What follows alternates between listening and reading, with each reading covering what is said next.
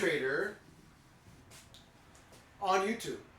My special guest today, in case you didn't notice, is a beautiful Olds recording. These hold a special place in my heart. I think probably the only thing better and a lot more expensive would be the Olds Super recording.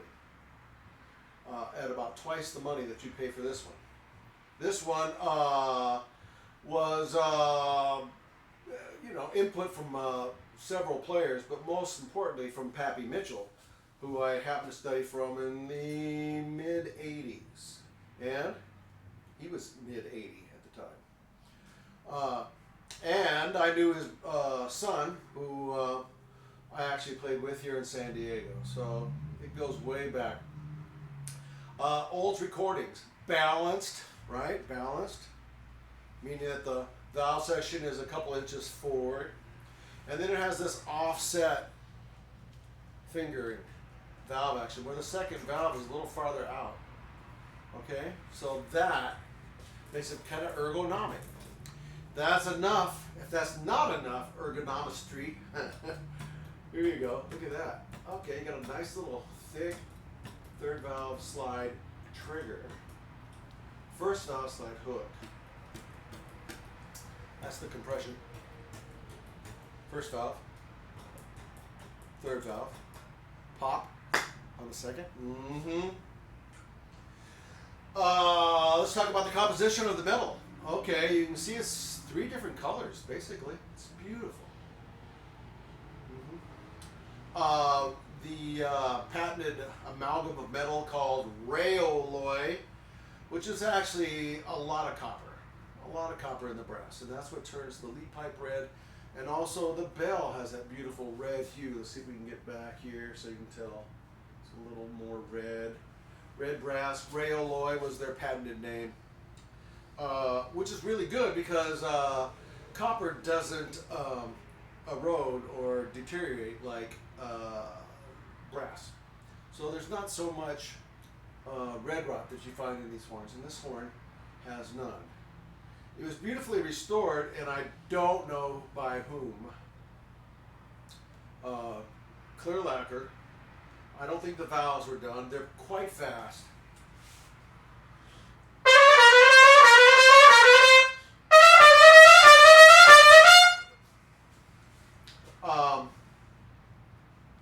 We had good pop.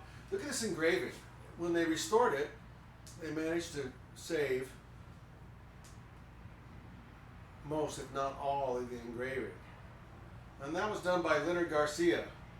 And Leonard, I got to meet him a couple times. Nice gentleman. He worked in the Olds factory. That was his gig.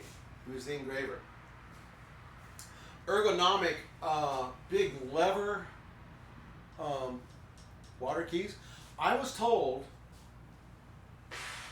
that when they were building this, they ran out of water keys for the major tuning slide, and they borrowed some from the trombones that they were making, and that became a thing.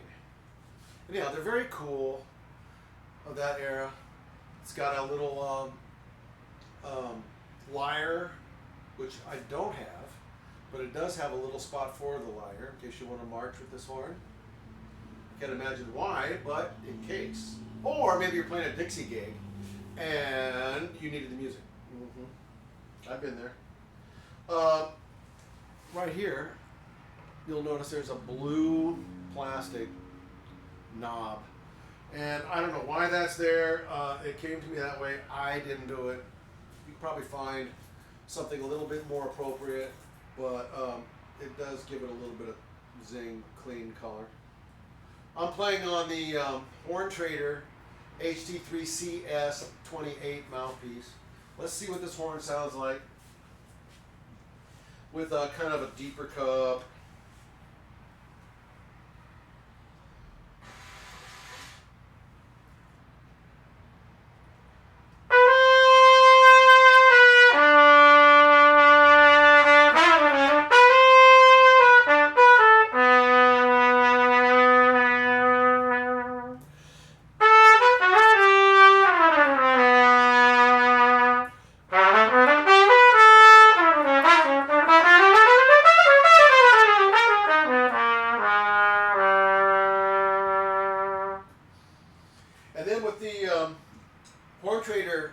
T3 jazz mouthpiece.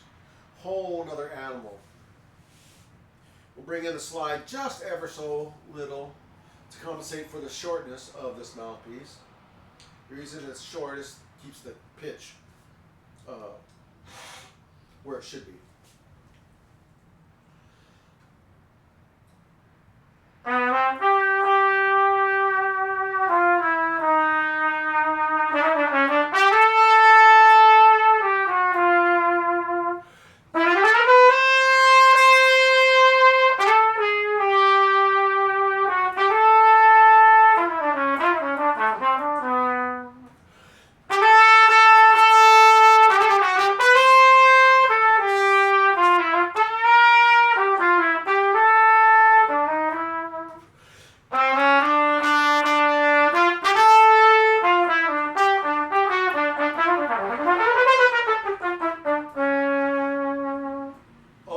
Goodness.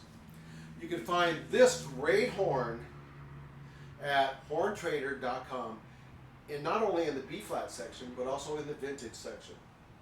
Thanks a lot for listening. We'll see you on the next one. Bye-bye.